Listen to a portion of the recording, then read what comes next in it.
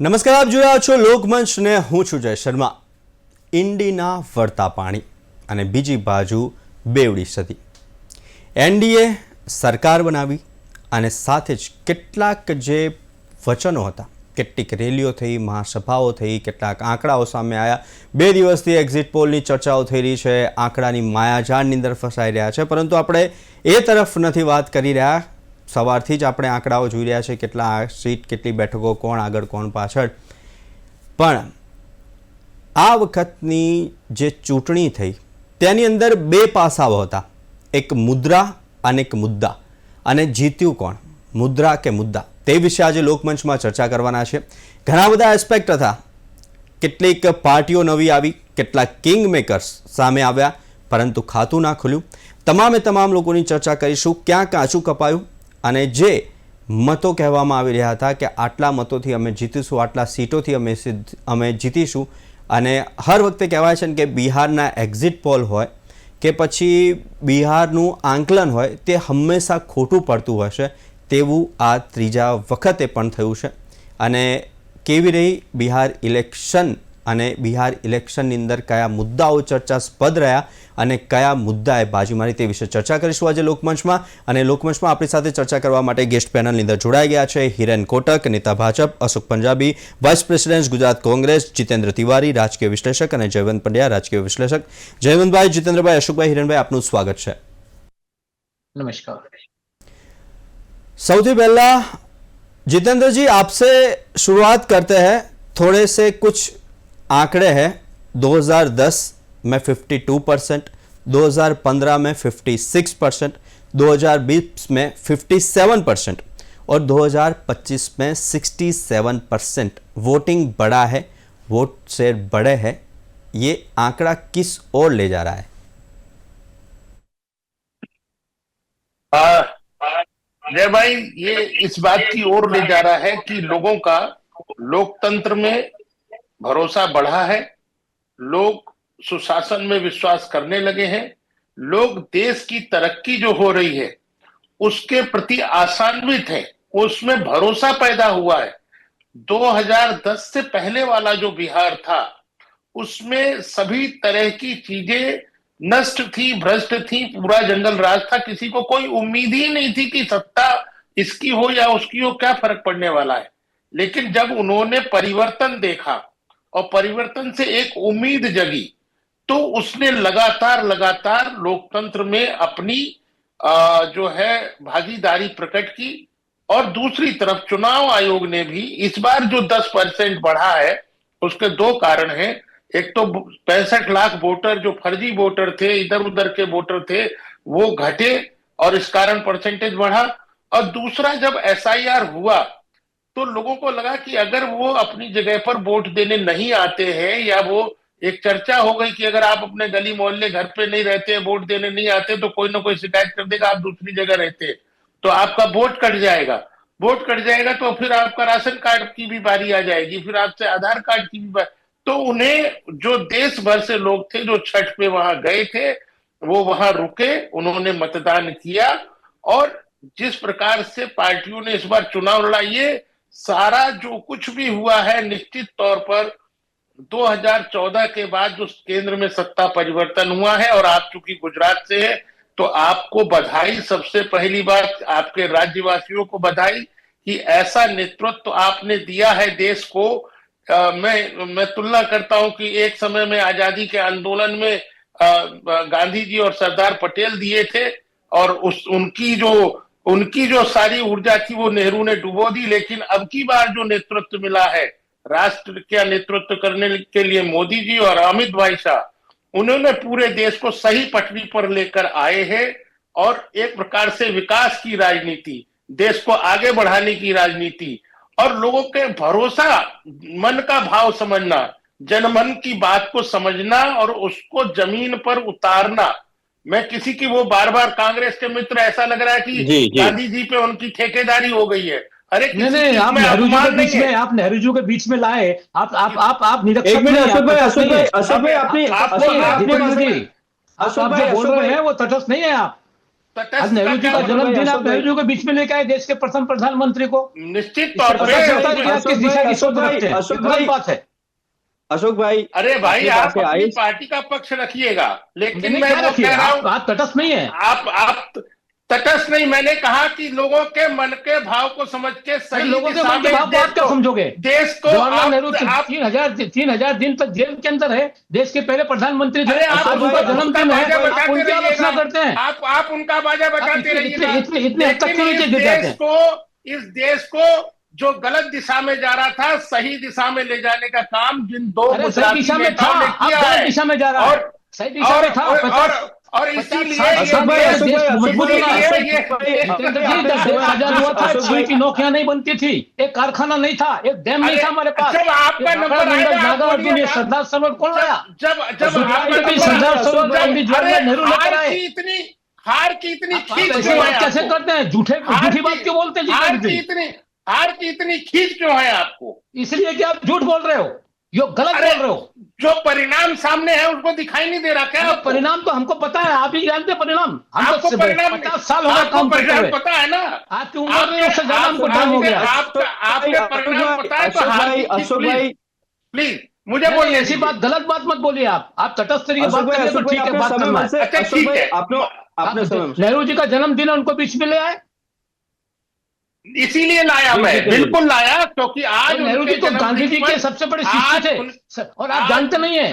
अरे सरदार पटेल जी के छोटे भाई थे। मैं आपको बोलने नहीं दूंगा। आपका जब नहीं, नंबर नहीं, आएगा अशोक भाई, अशोक भाई, अशोक भाई, जवाहरलाल नेहरू जी को। अशोक भाई, हमने अपनी बात मुकवा दो, आपने पण समय में से हमने बात मुकवा नेहरू दो। जी के पोते ने आपकी सारी पार्टी डुबा रखी है। वो जिन दिनों में अरे हमारी चुनाव में पार्टी की वोट चिंता मांगना मत था, करो आप। तो वो हमारी पार्टी की चिंता मत करिए आप। वो तालाब में उतर के आप मछली अपनी पकड़ चिंता रहा था। करिए, जिस आप अपनी व्यक्ति चिंता को- करिए। जिस व्यक्ति को अशोक देश भाई, की अशोक राजनीति भाई, समझ में तटस्थ नहीं बात आती करिए। है, ये हमारी चुनाव पार्टी सबसे परिणाम- पुरानी पार्टी ये हिंदुस्तान चुनाव की। परिणाम बता रहा है। अशोक भाई, देश को आजादी चुनाव दिलाने वाली परिणाम- हमारी जितेंद्र पार्टी, जी, हमको गौरव है इस बात का। बता रहा है कि आप लोगों का ये हमको अहंकार गर्व है कि आपको उस पार्टी में डूबा है। जिसने आजादी दिलवाई। सिर्फ ये अशोक आजादी भाई, दिलाई का अशोक नाटक भाई, लेके आज की जो आपने बात करते हैं वो बहुत कहाँ थे देश में आजादी के राज कर समय? लिया। ये अशोक भाई, आजादी जितेंद्र दिलाई भाई, कह के आपने जितेंद्र बहुत दिन भाई, देश में राज कर जितेंद्र लिया। भाई, लोगों को आजादी धोखा के दिया। आंदोलन के समय वो कहाँ थे जिनकी आप प्रशंसा अशोक कर रहे हो? भाई, आपने गांधी अशोक जी भाई, का और नेहरू जी अशोक का नाम भाई, लेकर देश के लोगों को जितेंद्र जी, वर्षों तक धोखे में जितेंद्र रखा। जी, जितेंद्र जी, एक मिनट, हम सिर्फ डिस्कशन कर रहे हैं अभी। अशोक सर, भाई, आपने आजादी पण दिलाई समय का में नारा से- देकर कितने दिन तक झूठ बोलेंगे लोगों को? अरे जी। आप झूठ बोल रहे हो। आप इतिहास को कैसे आजादी भुला दिलाई- सकते हो? आजादी के समय कौन लड़ रहा था? भगत अशोक सिंह भाई, आजाद और अशोक भाई, नेताजी जितेंद्र सुभाष जी, चंद्र बोस आप सबसे अशोक लड़े। भाई, अच्छा, अशोक भाई, जितेंद्र जी, आजादी नेहरू ने दिलाई। अरे कौन बोलता है नेहरू ने? जितेंद्र देश की जनता लड़ी है। जितेंद्र जी, नेहरू तो एक नेता हमारी थे, डिबेट गांधी जी नेता थे, सरदार इलेक्शन वल्लभ पे भाई है। पटेल हमारे अशोक भाई, नेता थे। अशोक भाई, अशोक भाई, आपने नहीं जानते, मैं सरदार एक वल्लभ बात भाई कहता पटेल हूं, गुजरात कांग्रेस मैं के एक प्रमुख बात थे। कहता हूं, साफ सीधी सरदार सी पटेल बात हमारे नेता थे, देश के नेता थे। सुनिए। अशोक भाई, आपके अशोक मैं भाई, साफ कहूंगा कि नरेंद्र भाई मोदी और अमित भाई शाह नरेंद्र ने भाई हमारे एक प्रधानमंत्री बड़ा हैं। काम किया है। हमारे देश के से प्रधानमंत्री हमारे जातिवादी- गुजरात से, हमें इस बात का गर्व है। देश से देखिए, बिहार जो है सबसे बड़ा जातिवादी राजनीति का गढ़ था। आज भी प्रधानमंत्री ने MY का फार्मूला बताया। मैं जी। धन्यवाद देता हूं कि इस देश से जातिवादी राजनीति और दूसरा परिवारवादी राजनीति, कैसी राजनीति? इस दूसरे का पूरा तरह से 10,000 सफाया हो रुपए गया। बहनों को दे दो आप। सितंबर में 2 महीने पहले 10,000 खाते में डाल दो। अशोक भाई, वोट खत्म कर दो। इस देश में अशोक भाई, इस देश में कैसी राजनीति है? जातिवादी और परिवारवादी राजनीति का सफाया करके विकासवादी राजनीति पूरा चुनाव अरे पॉजिटिव विकासवादी मुझे एनर्जी के बताओ, साथ लड़ा। विकासवादी की क्या बात कर रहे हैं आप? अब यार अब ये पर तब भी कैपिटा बोलते जा रहे हैं। पर अशोक कैपिटा भाई, इनकम अशोक है। भाई, अशोक भाई, आज देश पे अशोक कितना भाई, कर्जा है? देश पे अब ये- कितना अब लोन, ये कितना ये कर्जा बोलते रहेंगे बताइए आप। continuous। महंगाई अशोक कहाँ भाई, है? अशोक भाई, बेरोजगारी अशोक कहाँ भाई, पहुंची है? वो नहीं अशोक दिखता भाई। आपको? वो नजर नहीं आ रहा आपको? अशोक ये भाई, जितेंद्र जी। जिसको कहते हैं ना खिसियानी बिल्ली खंबा नोचे। वही आप कर रहे हैं। आज मुझे इस समय- बताइए कि आज इस हमारे समय- देश पे इस जितेंद्र समय जी, ये कितना है? जितेंद्र जी, बिल्ली जितेंद्र जी, इनको जितेंद्र जी, जितेंद्र जी, कर्जा कितना है? आप रुके। અશોક ભાઈ આપને આપણો સમય મળશે, આપ પણ આપનો વાત મૂકી શકો છો। જીતેન્દ્રભાઈએ વાત કરી, જયવંતભાઈ, તેજસ્વી યાદવ થોડાક જે સ્ટેટમેન્ટો છે એ સ્ટેટમેન્ટને લઈને પણ ચર્ચા કરવી છે। તેજસ્વી યાદવે કીધેલું 100+ સીટો આવશે, રાહુલ ગાંધીએ કીધેલું કે બિહારમાં અમારી સરકાર બની રહી છે, એટલે કે મહાગઠબંધનનો રકાસ નીકળ્યો છે। આ જે આંકડાઓ સામે આવે છે તેના ઉપરથી કહી શકાય? હા, બિલકુલ આજે આપણે કહેવું જ પડશે અને કદાચ અશોકભાઈ નહીં ગમે તો પણ કેવું પડશે, કારણ કે જેની મેચ જીતે, જે મેચ જીતે એની આપણે એનું એનાલિસિસ કરતા હોય કે કેમ જીત્યા અને સામેવાળી ટીમ કેમ હારી. આજે બુમરાહે 5 વિકેટ લીધી તો લીધી છે અને આપણે નકારી ન શકીએ. દક્ષિણ આફ્રિકા સામે વાવાઝોડું ત્રાટક્યું છે બુમરાહનું, તો એ ક્રિકેટ નથી, ત્રાટક્યું છે, રાજકારણ હકીકત છે. પછી એમાં જસપ્રીત બુમરાહે આવો બોલ નાખ્યો ને તેવો બોલ નાખ્યો ને એ આપણે દલીલ ન કરી શકીએ. આજે સ્વીકારવું જ પડશે.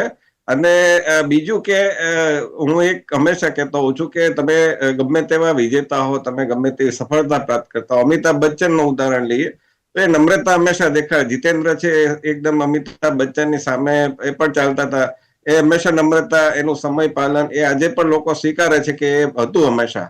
તો એ પ્રમાણે તમે આજે દાખલા તરીકે નરેન્દ્ર મોદી, હવે હું એનું ઉદાહરણ પણ આપું છું કે 2015માં જયારે ચૂંટણીમાં એ પ્રચારમાં ગયા હતા બિહારમાં, તો કેટલા લાખનું પેકેજ આપવું, 6 લાખ કરોડ કે એ પ્રકારનો આંકડો મને યાદ નથી, પણ એ પ્રકારનું આખું જે અહંકારી હતું એ દેખાતું હતું. અને એ સમયે મહાગઠબંધન જીત્યું હતું, મેં એની પણ ટીકા કરી હતી કે આ પ્રકારનું તમે ભલે 2014માં જીતી ગયા, પણ 2015માં આ પ્રકારનું તમે નિવેદન, આ પ્રકારની સભામાં બોલો તો એ બરાબર ન કહેવાય. ડીએનએ નો આક્ષેપ કર્યો હતો તો એ પ્રકારનું ન કહેવાય. અને આજે હું એ કહું છું કે એ જ તેજસ્વી યાદવ છે, રાષ્ટ્રીય જનતા દળ વાળા છે, એવું ગઈકાલે કહેતા હતા કે જો પરિણામ બરાબર અમારી તરફેણમાં નહીં આવ્યું તો નેપાળ જેવું ઝેનઝી આંદોલન થશે. આવી ધમકી આપી હતી. 2024ની ચૂંટણીના પરિણામમાં પપ્પુ યાદવે, જે મહાગઠબંધનના સાથીદાર છે, એમણે ધમકી આપી હતી કે કફન પહેરીને જજો તમે કાઉન્ટિંગ સેન્ટરે. તો આ પ્રકારનું તમે એ જે વાત છે, તમારે વડાપ્રધાનને રાહુલ ગાંધી છે તુકારે બોલાવે છે, એ જે છે ને એ લોકો નથી સ્વીકારતા. એ હકીકત છે. આજે ગમે તેવી જનરેશન બદલાઈ હશે તો અમુક બાબતો તો એની એ જ છે, આપણા સંસ્કારો એના જ છે, એ બદલાયા નથી. જ્યારે તમે કોઈ પણ બીજા પક્ષની વાત નથી કરતા, પણ તમે અટલજીની વાત કરો, આજે કેમ ભાજપ શાસનમાં છે, તો અટલજીએ ક્યારેય નહેરુ માટે તુકારો નથી કર્યો, ક્યારેય એમની માટે નહેરુની છબી છે ઉતારી લેવામાં આવી હતી જયારે એ સરકારમાં આવ્યા હતા ત્યારે. તો એમણે કીધું હતું કે કેમ ઉતારી લેવામાં આવી, ફરીથી મુકાવો. આજે 2018માં જયારે કોંગ્રેસના લોકો ત્યારે એમણે રાષ્ટ્રપ્રમુખ નરેન્દ્ર મોદીની છબી છે નહોતી મૂકી. એ પ્રકારનું એ લોકો કરે છે, એટલે આજે દેખાઈ આવે છે કે લોકો એ છે ને નથી મત આપતા. કેમ? કારણ કે જે દેશભક્તિ, જે નમ્રતા, જે બીજા માટેનો આદર, બીજાએ સારું કામ કર્યું હોય. આજે મોદીએ કર્પૂરી ઠાકરને પણ પોતાની તરફ લઈ લીધા, એને ભારત રત્ન આપીને. જયપ્રકાશ નારાયણની વાત કરે છે, એ રામ મનોહર લોહિયાની વાત કરે છે, ભલે એક સમયે એમની સાથે મતભેદ હતા. એ સુભાષચંદ્ર બોઝની વાત કરે છે. આ બધા જે કોંગ્રેસે ઉપેક્ષિત કરેલા એ બધાની એમણે પોતાની તરફ કરી લીધા, ભાજપે પોતાની તરફ કરી લીધા. તો કોંગ્રેસે આ વાત પણ તમે કરો ને, તમે અડવાણીજીને કરો, તમે અટલજીને કરો ને, તમે ઘણા બધા લોકો છે, પંડિત દીનદયાળને કરો, એની પ્રશંસા કરો, એની પ્રશંસા કરો. આજે તમે વીર સાવરકરને તમે એટલા ટાર્ગેટ કરો છો કે જનતા છે.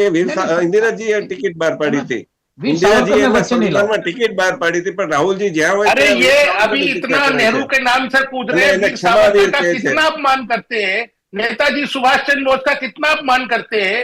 एक सिर्फ नेहरू जी के अलावा और नहीं करता. जितेंद्र जी, सुभाष चंद्र बोस हमारे नेता थे, हमारे प्रमुख थे. आप क्या जानते हैं? अरे आपने आधे सुभाष बाबू हमारे पार्टी के प्रमुख थे, आधे में से अध्यक्ष गांधी जी का नाम महात्मा गांधी जी ने.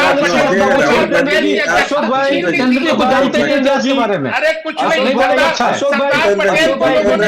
सरदार पटेल हमारे नेता थे, आप क्या सरदार पटेल को जानते हैं? पटेल और नेहरू दोनों भाई भाई थे. पटेल नेहरू जी को अपना छोटा भाई मानते थे. आज बिहार का समय, जितेंद्र जी आपका समय आपका पेश करने की कोशिश करते हैं. जितेंद्र जी, અશોકભાઈ એક મિનિટ, અશોકભાઈ આપણે અટકાવવા માંગુ છું. જયવંતભાઈ સોરી, કન્ટિન્યુ. હા, એટલે કહેવાનો અર્થ એ છે કે તમે દેશના નાયકોનું સન્માન કરો, તમે વીર સાવરકરને મૂકી દો અને એને એની તમે આઈડિયોલોજી સાથે સહમત નહીં હો તો બરાબર છે, પણ તમે એને ક્ષમાવીર કહો. તો એ તો નહેરુ લાંબામાં ગયા હતા ત્યારે પણ જે શું થયું હતું. એટલે આ પ્રકારની વાતો છે ને એ નથી શોભતી. બીજું કે તમે પોલિટિક્સ કરો તો એમાં તમારું બહુ સીમિત તમે વોટ બેંક બનાવી દીધી છે. આજે નરેન્દ્ર મોદીએ આક્ષેપ કર્યો ને મુસ્લિમ લીગ માઓવાદી કોંગ્રેસ બની ગઈ છે. એ આક્ષેપ છે એમાં તથ્ય છે, કારણ કે રાહુલ ગાંધી છે મુસલમાનોની વાત કરે છે, ડાબેરીઓ જેવી વાત કરે છે. એક લેખ આવ્યો તો વાયર નામના પોર્ટલ ઉપર, મીનાક્ષી કાંડલસ્વામી છે, અશોકભાઈ કદાચ ઓળખતા હશે. મીનાક્ષી કાંડલસ્વામી છે, ટ્રોયકોટિસ્ટ છે. એક સામ્યવાદીમાં એક પ્રકાર હોય છે ટ્રોયકોટિસ્ટ, અને એમણે એવું કીધું હતું મીનાક્ષી કાંડલસ્વામીએ કે રેડિકલ રાહુલ નોબડી એક્સપેક્ટેડ. એ જે વાત છે રાહુલ ગાંધીની, એ આજના જે મેઇન સ્ટ્રીમ છે, મોટો વર્ગ છે, એને નથી પસંદ. લાલુ યાદવ હેલોવીન સાથે એના ફોટા મૂકે છે, લોકો નથી પસંદ. 2024માં ચૂંટણીમાં નવરાત્રી દરમિયાન તેજસ્વી યાદવ ને મુકેશ સાહની છે એ પેલા નોનવેજ ખાતા હોય એ પ્રકારનો જાણી જોઈને ફોટો મૂકે છે ચીડવવા માટે. લોકોને નથી પસંદ. લાલુ પ્રસાદ યાદવ મહાકુંભ ને ફાલતુ કે છે, લોકોને પસંદ નથી. છઠ્ઠી મૈયાને પૂજાને ડ્રામા કે છે, લોકોને પસંદ નથી. તો આ પ્રકારનું તમે એક મોટા વર્ગને તમારાથી દૂર કરતા, સતત દૂર કરતા જઈ રહ્યા છો. તો એ વાત તમારે સમજવી પડશે. તો મને લાગે છે તમે કમબેક, ઇન્દિરાજી સમજી ગયા હતા ને 1980 ની ચૂંટણીમાં. તમે જુઓ 1977 પછી કે ગળામાં રુદ્રાક્ષની માળા પહેરતા હતા, એ મંદિરે જતા હતા. તો એ તમે કેમ એને તમે હિન્દુઓને કેમ અસ્પૃશ્ય ગણી દીધા છે? હિન્દુઓને તમે કેમ દૂર કરી દીધા છે? હિન્દુઓને જાતિમાં વિભાજિત કરવા તમે ચૂંટણી સમયે એમ કહો કે સેનાને 10% લોકો જ કંટ્રોલ કરે છે, સવર્ણનો વર્ગ. તો એનાથી સૈનિકોમાં ફાટફૂટ પડશે. આ તમે ભલે મત મેળવવા માટે કરતા હો, પણ એનાથી સૈનિકોમાં જો કદાચ જાતિવાદ વકરશે ને, કેટલાક સૈનિકો છે માનો કે પ્રબળ જાતિવાદમાં આવી અને લડવાનું ના પાડી દેશે, તો શું થશે એ તમે વિચાર કરો. એટલે દેશ પ્રથમ હોવો જોઈએ. કોઈ પણ પરિસ્થિતિમાં તમે મત મેળવો, એના માટે જે કરવું પડે એ કરો, પણ એટલું તો ન કરો કે દેશને નુકસાન થાય. એ પ્રકારની રાજનીતિ તો ન કરવી જોઈએ. જી હવે મને કહેવા દો. અશોકભાઈ, સૌથી પહેલા તો આપે શું કહેવું છે ટૂંકમાં કહો, એના પછી મારો એક પ્રશ્ન છે આપને પૂછું. નહીં, હું ટૂંકમાં જ કહેવા માંગુ છું. દેશની વાત જે અમારા જયંતભાઈ કરે છે, આ દેશની આઝાદી માટે સેંકડો હજારો કોંગ્રેસમેન કાર્યકર્તા દેશની જનતાની સાથે ઉભા રહીને શહીદ થયા છે, જેલોમાં ગયા છે. નંબર 1, દેશ માટે શહાદત વોરનાર શ્રીમતી ઇન્દિરા ગાંધી અને રાજીવ ગાંધીને તમે ભૂલી જાઓ છો. શ્રીમતી ઇન્દિરા ગાંધીએ ભારતના રક્ષણ માટે ઓપરેશન બ્લુ સ્ટાર કર્યું, અને રાજીવ ગાંધીએ આપણે દેશની મદદ માટે ત્યાં લંકાને આપણે સાથે લાવવા માટે સામેથી પણ એમને જે છે એ દુશ્મનાવટ મેળવીને પણ ખતરો ઉઠાયો. હવે દેશ માટે તમે કોંગ્રેસના લોકોને કહો, દેશની માટે તમે વાત કરો છો. અરે દેશની આઝાદીની લડતમાં જયંતભાઈ એક વસ્તુ તમે સમજો, દેશની આઝાદીની લડાઈમાં હિન્દુ મહાસભા ક્યાંથી મને જવાબ આપો? અશોકભાઈ, આઝાદીની લડાઈમાં આરએસએસ ક્યાંથી મને જવાબ આપો તમે? અને તમે સાવરકર સાહેબની વાત કરી, તો સાવરકર સાહેબ દર મહિને 56 રૂપિયા વજીફા લેતા હતા અંગ્રેજો પાસેથી. એ તો હું નથી કહેતો, તો ઇતિહાસ છે. आज क्या बिहार का बात कर મોતીલાલ નહેરુ કોના તરફથી લડતા હતા? મોતીલાલ નહેરુ કોના તરફથી? बिहार इलेक्शन की बात करो, बिहार इलेक्शन। सावरकर लेता था कि नहोता लेता? अरे भाई सावरकर पे जितेंद्र भाई, मोतीलाल नेहरू कोना? जितेंद्र जी, आपको मत बोलिए, आपको कुछ पता ही नहीं है जी। हाँ, तुम्हें सब पता है बाबा। जितेंद्र बिहार की बात करो जी, एक मिनट। बिहार के बारे में आप क्या जानते हैं?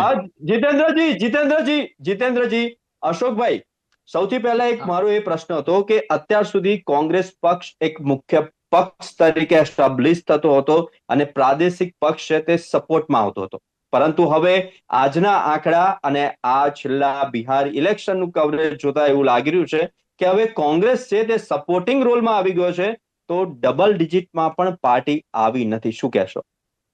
નહીં, આ એક આઘાતજનક છે, આંચકા રૂપ છે. અને ઉતાર ચઢાવ ચૂંટણીમાં આવે છે અને ચૂંટણીમાં જાય છે, જીત અને હાર ચાલ્યા કરે છે. એક જમાનામાં ભાજપ પાસે 2 બેઠકો હતી, અત્યારે 240 છે. એક જમાનામાં કોંગ્રેસ પાસે 450 બેઠક હતી, આજે 100 બેઠક છે. એટલે પરિસ્થિતિ બદલાય છે, હાલાત બદલાય છે. રાજનીતિ, અર્થનીતિ ને સમાજનીતિ અને ધર્મનીતિ જ્યારે બદલાતી હોય છે, લોકોનું ચિંતન પણ બદલાય છે. હું જયંતભાઈને ખાલી એ જ યાદ અપાવવા માંગુ છું કે ગઈ લોકસભાની ચૂંટણીમાં આપણા દેશના વડાપ્રધાન શ્રી એમ કહેતા હતા કે ભાઈ કોંગ્રેસની સરકાર આવશે, કોંગ્રેસ જીતશે તો તમારી ભેંસો લઈ જશે, તમારા મંગલસૂત્ર. જાહેરની અંદર આપણા દેશના વડાપ્રધાન ભાષણ આપતા હતા, લોકો સાંભળતા હતા. હું એમાં જવા નથી માંગતો, પણ કોઈ પણ એવું નથી કે અમે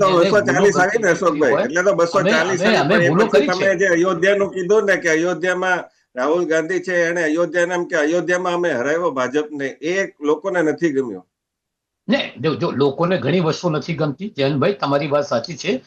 તમે એક તટસ્થ વ્યક્તિ તો હું જાણું છું, તમને તમારી લાગણી સમજુ છું.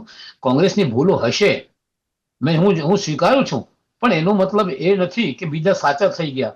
હવે આ ભૂલો ઓછી હતી, તમે પોતે સ્વીકાર કર્યું. 1.5 કરોડ આપવું કે 5 કરોડ આપવું કે 50 કરોડ આપવું, આ દેશના વડાપ્રધાન કહેતા હતા. અને ચીનમાં જઈને શંઘાઈમાં વડાપ્રધાન ચીનના ભાષણ હતા કે 2014 પહેલા લોકો એમ સમજતા હતા દેશમાં જન્મ લેવું પાપ છે. આ વસ્તુ પણ વડાપ્રધાન શ્રી કહી ગયા છે. તો આ વસ્તુ તમે એક વસ્તુ મૂકી દો. આજે સિદ્ધાંતોની લડાઈ છે. આજે બિહારમાં જે થયું છે, ઠીક છે, એનડીએ જીતી ગઈ છે, પણ એનડીએ જીતી શા માટે છે? એક વસ્તુ સાચી છે કે બિહારમાં કોંગ્રેસે દાવો નહોતો કર્યો કે અમે સરકાર બનાવીશું, કે અમે આટલી સીટે લઈશું. હા, મહાગઠબંધન જીતશે, સ્વાભાવિક રીતે આ વાત બોલવું જ પડે છે, દરેક પક્ષને બોલવું જ પડે છે. અમે અમારી લિમિટેશન, અમારી મર્યાદા જાણતા હતા. પણ બિહારમાં તમે સપ્ટેમ્બર મહિનાની અંદર 10,000 રૂપિયા બહેનોના ખાતામાં નાખી દો. What is this? આ શું છે? આ રેમેડી નથી? તમે સપ્ટેમ્બરની અંદર દરેકના બહેનના ખાતામાં પરિવારમાં 10,000 આપી દો. 65 લાખ વોટ તમે બિલકુલ રદ કરી નાખો ચૂંટણી કમિશનરને કહીને. જ્યાં જ્યાં તમે કમજોર હતા ત્યાં બધા વોટો જે રદ કરી નાખ્યા. આ પણ એક છે ને, એક કારણ છે ને. એનડીએ જીતી ગઈ છે, એ અમે સ્વીકારીએ છીએ. પોતાની હાર અમે કબૂલ કરીએ છીએ અને એનડીએને અભિનંદન આપીએ છીએ કે લોકોના વોટ મળ્યા એમને. પણ એની અંદર વિશ્લેષણ કરીએ છીએ. પણ આ પણ પરિસ્થિતિ છે કે બિહારમાં ચૂંટણી એમ નામ નથી જીતાઈ. 10,000 રૂપિયા આપવામાં આવ્યા છે, 65 લાખ વોટ કરવામાં આવ્યા છે, ત્યારે જઈને આ ચૂંટણી જીતવામાં આવી છે. એટલે એ એક વસ્તુ છે. કોંગ્રેસની સીટો ઓછી આવી છે, ઠીક છે. આરજેડીની સીટો ઓછી આવી છે, ઠીક છે. એક જણાવવાનો ભાજપની 2 સીટો હતી. આવતા સમયમાં શું થશે કોણ જાણે છે. આજે 240 છે, આજે 405 ની વાત આપણા વડાપ્રધાન શ્રી કરતા હતા. બધા જોરથી બોલ 405, 240 એટલે લઘુમતીમાં જ છે અત્યારે. આપણે આજે કેન્દ્રની અંદર મોદી સાહેબ લઘુમતીમાં છે. કાલે ઉઠીને એનાથી ઓછી પણ થાય, એનાથી વધુ પણ થાય. એ તો સમયની પરિસ્થિતિ છે. એટલે અમે તો દરેક ચૂંટણીને બહુ નિખાલસપણે સ્પોર્ટી મેથડથી આપણે લેતા હોઈએ છીએ. કારણ કે 150 વર્ષ જૂનો પક્ષ છે અને 150 વર્ષ જૂનો પક્ષ હોય તો એની પાસે જે અનુભવનું ભાતું છે એ કોઈ પક્ષ પાસે નથી. મારે કહેવું જ પડશે, ગર્વ સાથે કહેવું પડશે. સરદાર પટેલની વાત તમે કરી તો સરદાર પટેલ અમારા નેતા હતા. ગુજરાત કોંગ્રેસના 26 વર્ષ સુધી સરદાર પટેલ પ્રમુખ હતા. જીતેન્દ્રભાઈને ખબર ન હોય કે સરદાર પટેલ સાહેબ અમારા ગુજરાતના પ્રમુખ હતા કોંગ્રેસના. જીતેન્દ્રભાઈ જાણતા ન હોય. સરદાર પટેલ પણ આખા દેશના નેતા હતા.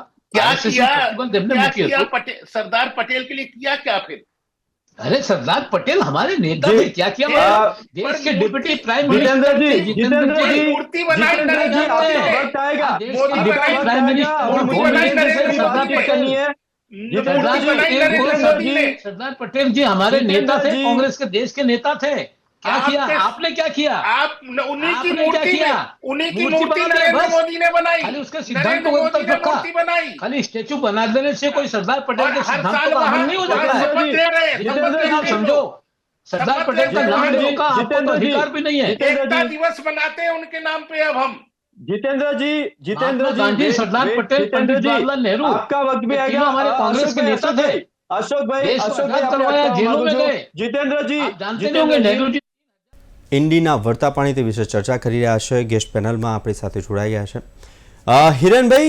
સૌથી પહેલા આ ભવ્ય જીત અને તેનું સેલિબ્રેશન હાલ સમગ્ર રાજ્યમાં, આપણા ગુજરાતમાં પણ થઈ રહ્યું છે, કમલમ ખાતે પણ થઈ ગયું, બિહારની અંદર પણ ભવ્ય સ્વાગત કરવામાં આવ્યું. વડાપ્રધાન નરેન્દ્ર મોદીએ હમણાં જ પ્રેસ કોન્ફરન્સ યોજી, જેપી નડ્ડાજી હાજર હતા, અમિત શાહજી હાજર હતા. આ જીતને આપ કેવી રીતના જો છો? કારણ કે બિહારનું જે ઇલેક્શન હતું ને, તે હું હર વખતે કહું છું, 2 મુદ્દા હતા. એક મુદ્રા હતું અને એક મુદ્દા હતું. શું જીત્યું? મુદ્રા જીતી છે ખાસ કરીને એવા નાગરિકો માટે કે જેમને માટે એ ખૂબ જ મહત્વની હતી. જે આક્ષેપ થઈ રહ્યો છે 10,000ની રેવડીનો, એ રેવડી નહીં પરંતુ એ મહિલાઓના જૂથને સહાય હતી, મહિલાઓને વ્યક્તિગત સહાય નહોતી. પહેલી વાત એ ક્લિયર કરી દઉં. ખાસ કરીને આપણે જયારે ચર્ચા કરી રહ્યા છીએ બિહારની, હું જીતેન્દ્રજી સમજી શકે એટલા માટે हिंदी में बात करवानी आपने पास मांगू छू, क्योंकि हम बिहार की बात कर रहे हैं. वो बिहार वो है जहाँ गौतम बुद्ध की भूमि है. ये वो भूमि है जहाँ विस्डम की शुरुआत हुई थी. वो नालंदा विद्यापीठ है. वो ये भूमि है जहाँ पर चंद्रगुप्त मौर्य हुए, जहाँ सम्राट अशोक हुए, जहाँ जेपी हुए, जहाँ कर्पूरी ठाकुर हुए. उस भूमि की हम बात कर रहे हैं, उस बिहार की हम बात कर रहे हैं। इस भूमि से हमेशा विजडम एक्सपोर्ट हुआ है, यानी कि સામેના કારણો પણ expertise થયા હતા. बिल्कुल। એટલે मतलब ये जो बिहार की बात कर रहे हैं जब हम, तो बिहार के लिए खास करके सबसे इंपॉर्टेंट बात होती है विजडम। और आज देख रहे हैं कि देश भर में जितने भी लोग यूपीएससी क्लियर करते हैं, जो सबसे कठिन परीक्षा होती है, उसे क्लियर करने वाले सारे जो है उसमें से महत्तम लोग है जो है वो बिहार से होते हैं। आज बिहार की जब हम बात कर रहे हैं तो ये इलेक्शन में सबसे बड़ी खुशी की बात यहाँ पर ये है कि मैं, क्योंकि खास करके अभिनंदन देना चाहूंगा बिहार के उस जनता को जिन्होंने ये पूरे विजडम के साथ, पूरी पूरी विद्वता के साथ ये निर्णय लिया कि हमें विकास के साथ रहना है, हमें राष्ट्र प्रेम के साथ रहना है। नरेंद्र मोदी जी की राजनीति को छोड़कर राष्ट्रनीति की जो उनका मार्ग है, खास करके उनका विकास का जो मंत्र है, उसके साथ जो आज चले हैं बिहार के लोग, उसके लिए उन सबको मैं बधाई देता हूं। और गुजरात के और बिहार के और देश भर से जो लोग बिहार में गए थे प्रचार के लिए और जहां उन्होंने कड़ी मेहनत की है, उन सबको मैं बहुत बहुत वंदन करता हूं, उनको सत सत नमन करता हूं, कोटि कोटि नमन करता हूं। सबसे इंपॉर्टेंट बात है इस चुनाव में आप देखी जाए तो ये है कि जो गठबंधन है, वो महागठबंधन के जितने भी घटक है, उन सब घटकों की एक बात कहूं तो मुझे रामकृष्ण परमहंस की एक बात याद आती है।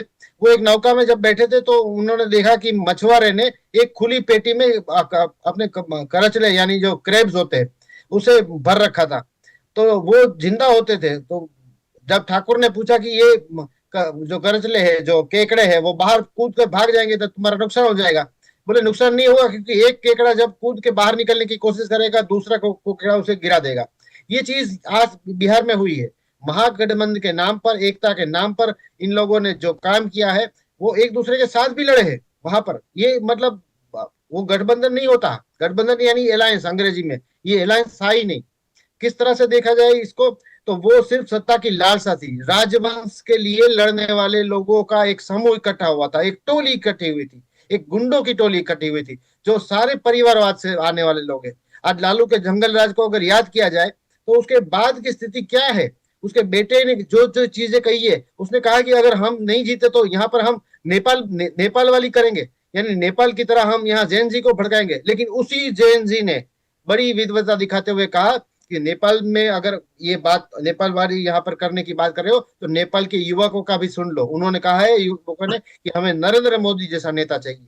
तो ये बात जैन जी ने आज साबित कर दी। और बिहार के जैन जी को खास करके मैं प्रणाम करता हूँ, जिन्होंने खास करके महिलाओं को, बहनों को, हमारी बेटियों को, जिन्होंने लाइन में लगकर भी वो वोटिंग किया है। क्यों किया है? क्योंकि वहां पर चीज ऐसी थी।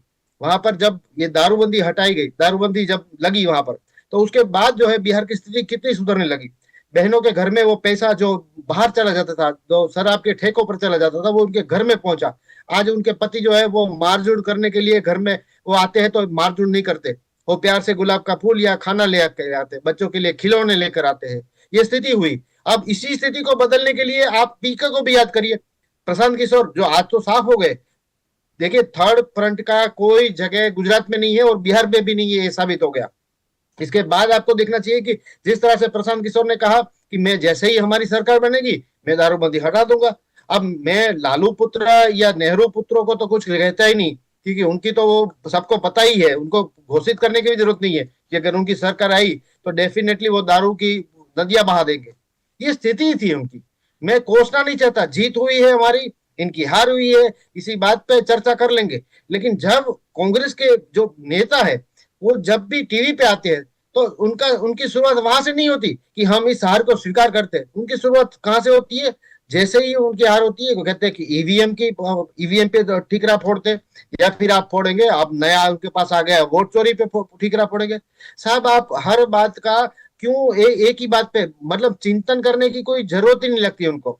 और वो चिंतन करे तो भी कहाँ करे, उनके नेता भी उनको चिंतन करने नहीं देते। उनके पास नेता भी क्या है? राहुल गांधी।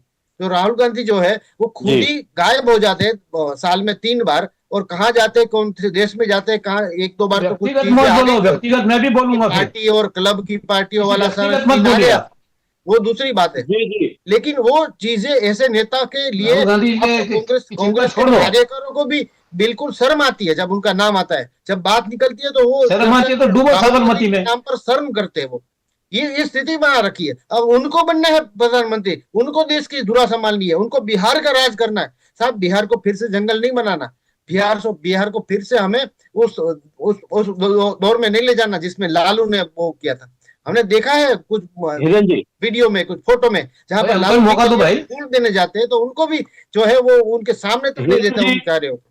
ये स्थिति हिरेन है। जी, हिरेन जी, जी આપણે હાલની પરિસ્થિતિ ઉપર જ વાત કરીશું। जी, बिल्कुल, जितेंद्र जी, अभी जी, भाई मुझे भी जितेंद्र मौका जी। दीजिए बोलने का। जी हाँ हाँ जी जी, आपकी भी बारी आ रही है, आपकी भी बारी आ रही है। तेज प्रताप यादव जी की बात करनी है, प्रशांत किशोर की बात करनी है, किंग मेकर है, पर उनका खाता ही नहीं खुला। ये दोनों फैक्टर किससे प्लस की ओर ले गए और उनकी वजह से पूरे परिणाम में क्या बदलाव आया? नहीं, मैं समझता हूं कि प्रशांत किशोर का जो वोट परसेंटेज में देख रहा था, मैं नहीं समझ पाया हूं। देखिए, चुनाव की स्ट्रेटेजी बनाना, किसी को चुनाव लड़ाना, ये एक अलग बात होती है, और जनता के बीच उनका समर्थन जुटाना, ये एक दूसरी बात होती है।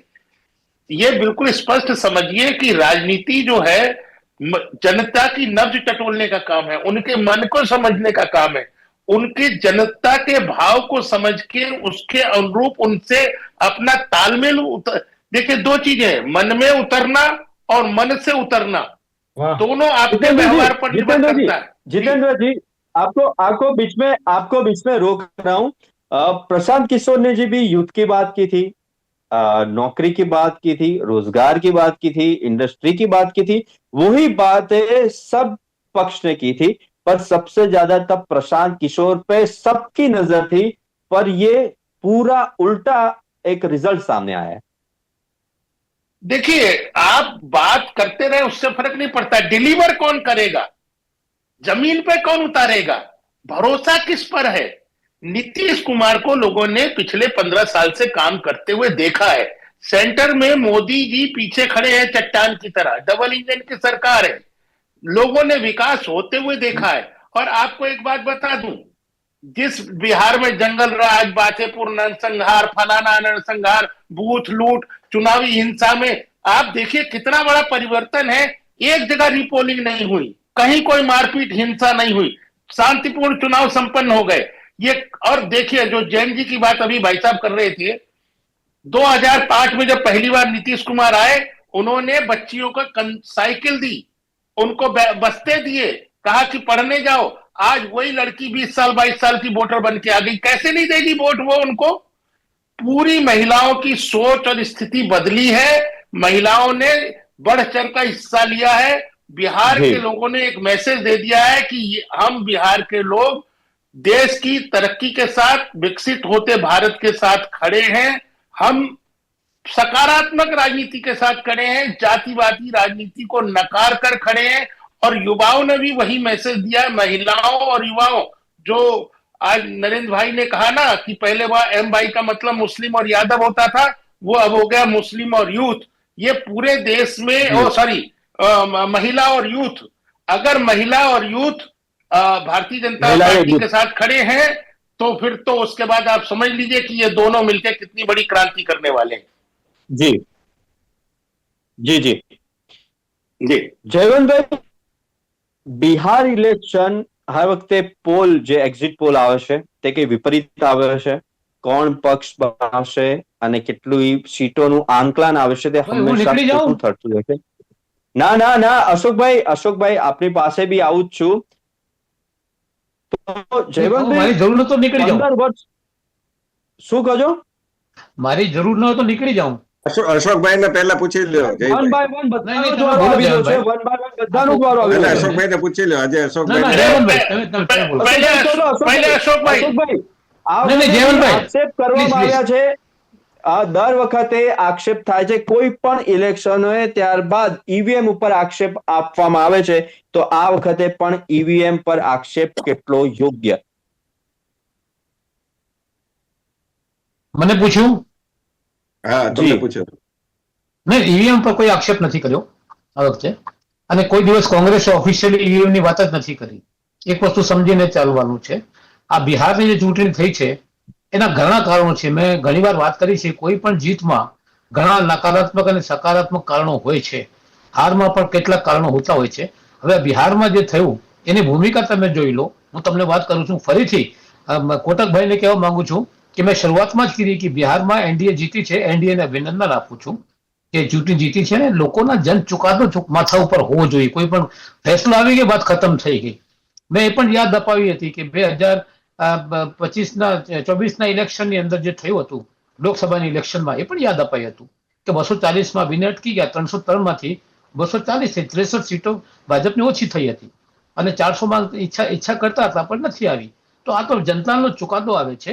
હવે બિહારની અંદર જે થયું છે, શા માટે સપ્ટેમ્બરની અંદર દરેક બહેનના ખાતામાં 10,000 રૂપિયા આપવામાં આવ્યા? જો તમને એન્ટી ઇન્કમ્બન્સી ન લાગતી હોય અને તમને એટલો ભરોસો હોય કે ભાઈ અમે જીતી જશું, તો 10,000 રૂપિયા તમે આપો એ રેવડી નથી? આ કેજરીવાલ જયારે પાણી આપે તો બૂમો પાડી પાડીને લાલ કિલ્લા પરથી કહેતા હતા કે રેવડી આપે છે, કેજરીવાલ રેવડી આપે છે. અને તમે ખેડૂતોને 6,000 8,000 ખાતામાં નાખી દો. તમે જે છે એ અમે રાશન આપીએ છીએ 80 કરોડ લોકોને, અમે 10,000 રૂપિયા જે છે દરેક ખાતામાં આપી દીધા. તમે જે કરો એ પુણ્ય, બીજા કરે પાપ. આ વસ્તુ પણ સમજવી જોઈએ ને. અંતરખોદ ને આત્મચિંતન કરવાની પણ જરૂર છે. અને આ દેશની જનતા છે, ભારતની જનતા છે. 50 વર્ષ સુધી કોંગ્રેસનો બહુમત હતો દિલ્હીમાં, કેન્દ્રમાં સરકાર હતી, બિહારમાં વર્ષો સુધી હતું. આજે નથી. ક્યાંક અમારી ખોટ થઈ હશે, આત્મચિંતન કરવું પડશે. આ જનતા જે છે 50 વર્ષ સુધી દિલ્હીની અંદર સતત જે છે, બિહારમાં કેટલા વર્ષો સુધી કોંગ્રેસ શાસન હતું અને આ કેટલા વર્ષ સુધી રહેશે એ પણ સવાલ છે. પણ જે થયું છે એને અમે સ્વીકારીને ચાલીએ છીએ.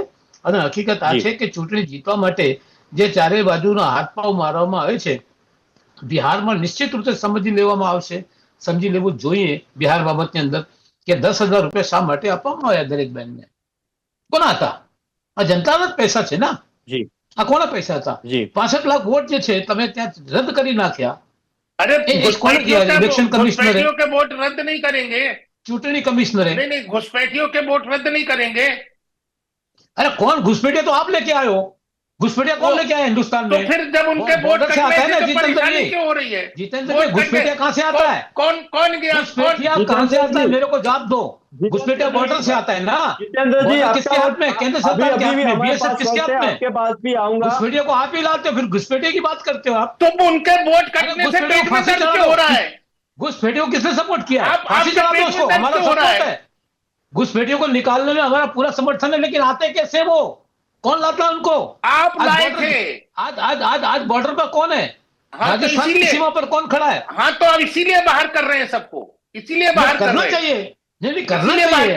पहले मालूम है कि नहीं करना चाहिए. घुसपैठियों को सपोर्ट करेगा? वोटर लिस्ट से बाहर किया, उनके आधार कार्ड सब जगह से बाहर करो. करेंगे. हमारा समर्थन है. बिल्कुल आपका समर्थन मिलना चाहिए. आपका धन्यवाद. मुझे इसका भी जवाब दो. घुसपैठिया का लाता कौन है? आता कैसे है? अरे आपको सब पता है कौन लाया? सीमा पर कौन बैठा है? सीमा पर कौन बैठा है आज मुझे बताइए आप. जो बॉर्डर सिक्योरिटी फोर्स है, आर्मी है, वो केंद्र सरकार के अंदर में. आपका सेना के सैनिकों पे उनको अंदर सेना के सैनिकों पे सवाल खड़ा कर रहे हो आप. नहीं, सरकार पे कर रहा हूं मैं. सैनिकों पे क्यों नहीं कर रहा? सरकार पे, केंद्र सरकार पे सवाल है. पाले बैठे सरकार का, केंद्र सरकार का शासन है. कैसे आता है घुसपैठिया?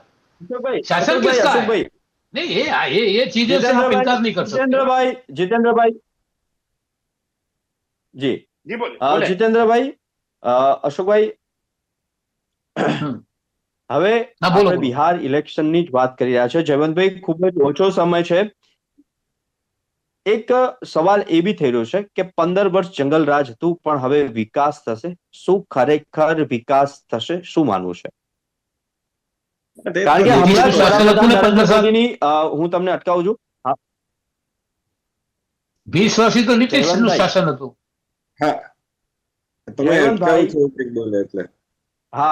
અત્યારે જ વડાપ્રધાન નરેન્દ્ર મોદીએ એક વિજય થયા ત્યારબાદ તેમણે એક અત્યારે સ્પીચ આપી. તેમાં 4 મુદ્દા ખાસ મેં કાઢીને રાખ્યા છે. એક તો રોજગાર વધારવામાં આવશે.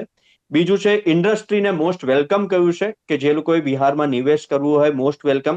પર્યટન હવે આગળ વધારવામાં આવશે અને સાથે જ બિહાર ઇન્ડસ્ટ્રી માટે તૈયાર છે તેવું કહેવામાં આવ્યું છે. દર વર્ષે 2 કરોડ નોકરીનું શું થયું?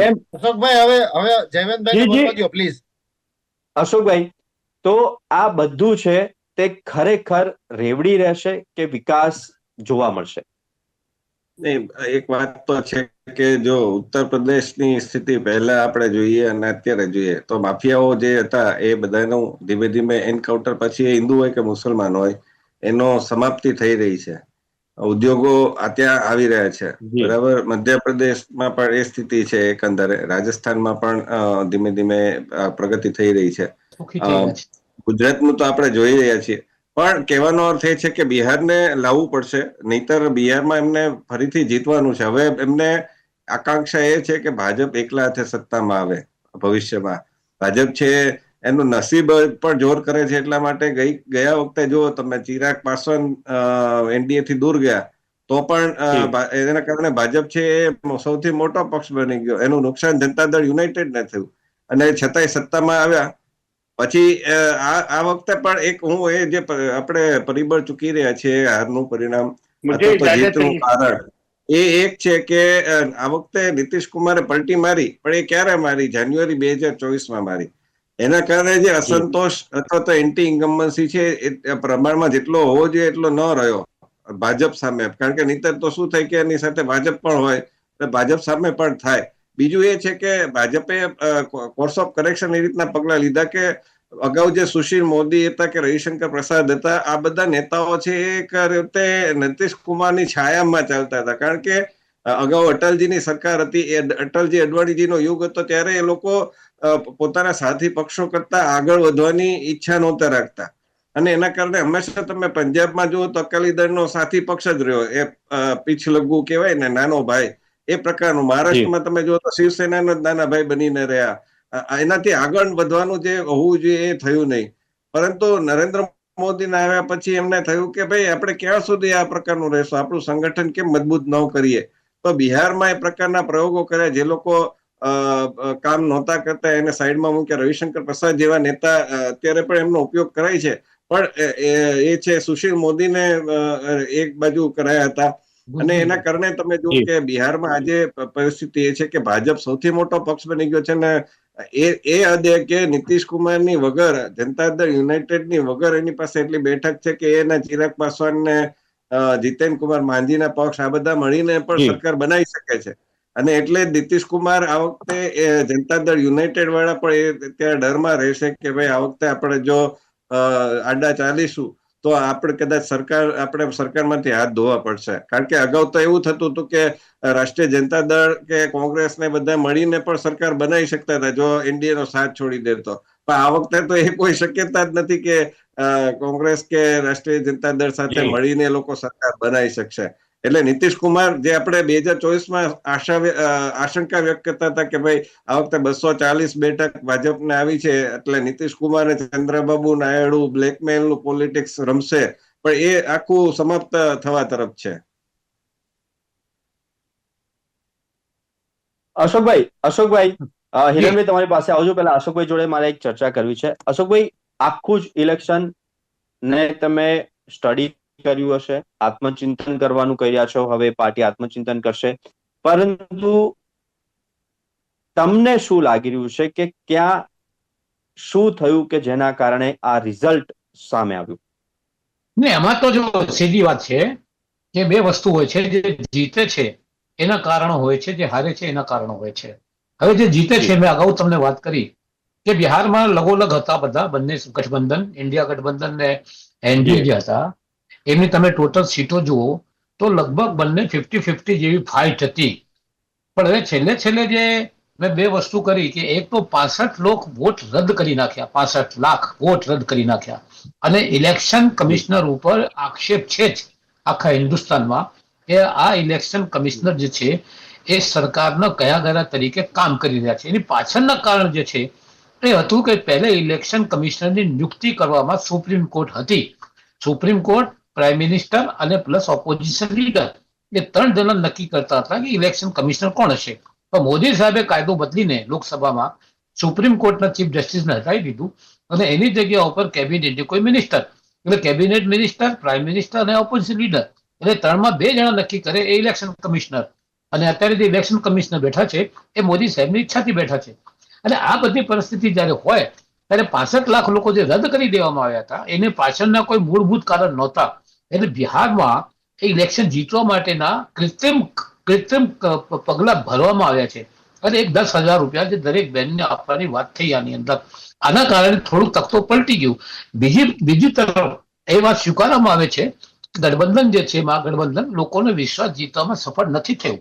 હવે આ છેલ્લે એમાં વિજય મળી ગઈ. મેં પહેલા પણ અગાઉ તમને વાત કરી હતી કે આખા દેશની અંદર અત્યારે 5 કિલો અનાજ આપવાની વાત કરે છે, 80 કરોડ લોકોને અનાજ આપવામાં આવે છે, ફ્રી આપવામાં આવે છે. આ શું છે આ બધી વસ્તુઓ?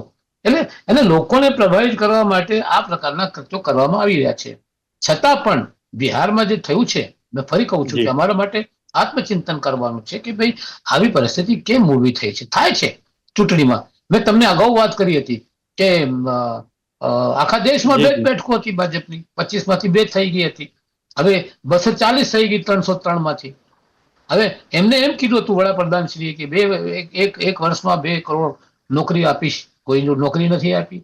એમને એમ કીધું કે 2022 સુધી ખેડૂતોની આવક બમણી થઈ જશે. ઉલટા ખેડૂતો તો આપઘાત કરી રહ્યા છે.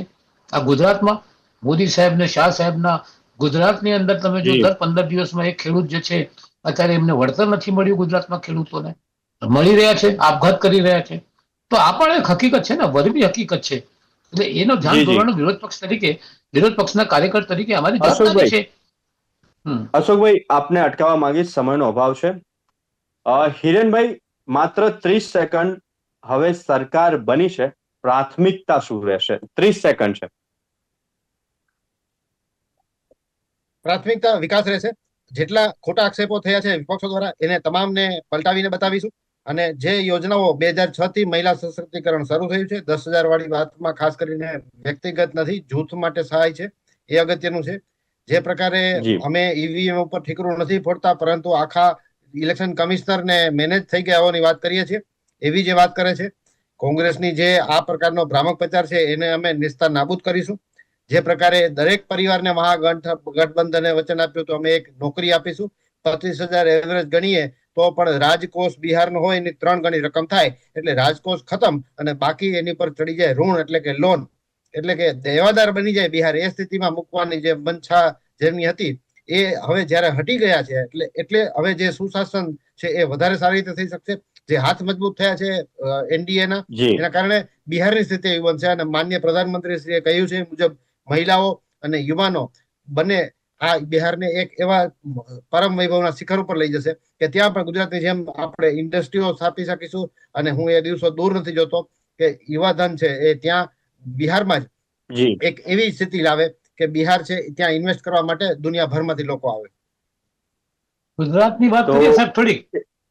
અશોકભાઈ, સમયનો અભાવ છે, મેં આપને સમય પૂરતો આપ્યો. 30 સેકન્ડ જ મેં હિરેનભાઈને આપેલી. તો ઇન્ડીના વળતા પાણી અને બિહારનું આજે સામે આવ્યું છે તેને લઈને મંચમાં ચર્ચા. અશોકભાઈ, જયવંતભાઈ અને જીતેન્દ્રજી અને હિરેનભાઈ, આપ અમારી સાથે જોડાયા અને ચર્ચા કરી તે બદલ ખૂબ ખૂબ આભાર. નમસ્કાર. તો બિહારની અંદર તખ્તા પલટ જોવા મળ્યું. એક્ઝિટ પોલ જે હતા તે કંઈક અલગ હતા. કોણે કહ્યું હતું કે અમે સરકાર બનીશું, પણ સરકાર બનાવવામાં તો દૂર, પણ સિંગલ ડિજિટમાંથી ડબલ ડિજિટમાં પણ સીટો ના આવી અને અંતે વિજય થયો એમવાયનો જે ફોર્મ્યુલા હતો તેનો. તો આવી જ રીતના લોકમંચમાં ફરી મળીશું નવા વિષય સાથે. ત્યાં સુધી મને આપશો રજા. નમસ્કાર.